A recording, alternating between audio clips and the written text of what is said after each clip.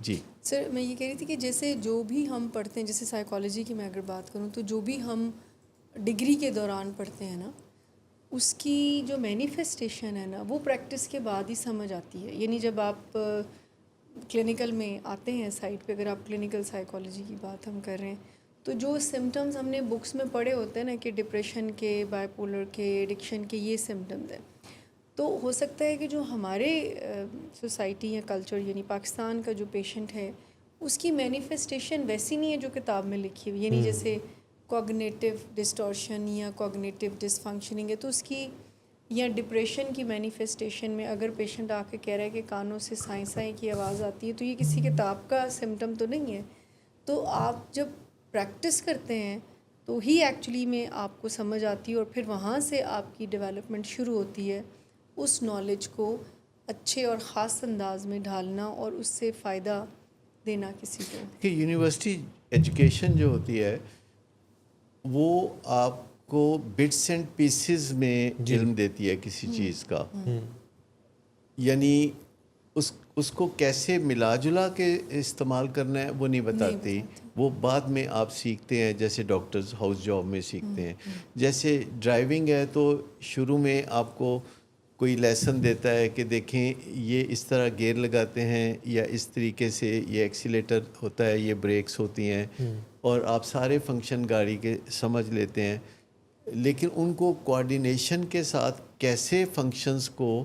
آپ نے بروئے کار لانا ہے، یہ پھر وقت آپ کو بتاتا ہے کہ آپ ایک آٹومیٹک طریقے سے یہ سب کرنے لگتے ہیں. جیسے ٹائپنگ ہے تو شروع میں تو آپ بڑا دیکھ دیکھ کے تو ٹائپ کرتے ہیں، تو پھر آہستہ آہستہ آپ کا ہاتھ چلنا شروع ہو جاتا ہے.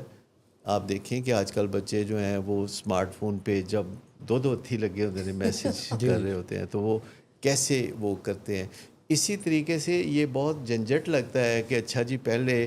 آپ کسی ماتحت کو یا بچے کو یا اپنے جو کاؤنسلی ہے یا مریض ہے یا کلائنٹ ہے اس کے آپ پہلے ڈیولپمنٹل لیول کو دیکھیں گے تو اس میں کوئی آدھا گھنٹہ لگے گا. ایسا نہیں ہے. آپ انسٹنٹلی آٹومیٹکلی وہ سب کچھ کرنا شروع کر دیں گے جو کہ آپ کے کلائنٹ یا ماتحت یا بچے کی نیڈ ہے، اور یہ ریفلیکسز بن جائیں گے آپ کے. جیسے کہ جب آپ کو گاڑی چلانی آ جاتی ہے تو پھر آپ کسی بھی جگہ گاڑی چلائیں گے تو آپ کو کوفت نہیں ہوگی، کہ اگر آپ نے پراپر طریقے سے اس کو سیکھا ہے، پھر پریکٹس کی ہے، تو پھر آپ کر سکتے ہیں. تو یہ جو علاج معالجہ ہوتا ہے اس میں بھی ہمیں دیکھنا پڑتا ہے کہ شروع میں جو مریض ہے اس کو ذوق و شوق کیا ہے. نشے کے مریضوں میں سب سے بڑا مسئلہ ذوق و شوق کا ہوتا ہے، کیونکہ وہ خود سے کئی ناکام کوششیں کر کے اپنا ذوق و شوق کھو بیٹھے ہوتے ہیں. تو جب بھی ہمارے پاس آئیں گے تو ان کو موٹیویٹ کرنا، کنٹینوسلی موٹیویٹ کرنا، ان مشکلات کے باوجود انہیں موٹیویٹ کرنا جو نشہ چھوڑنے کے دوران پیش آتی ہیں، یہ بڑا امپورٹنٹ ہوتا ہے، بہت ضروری ہوتا ہے.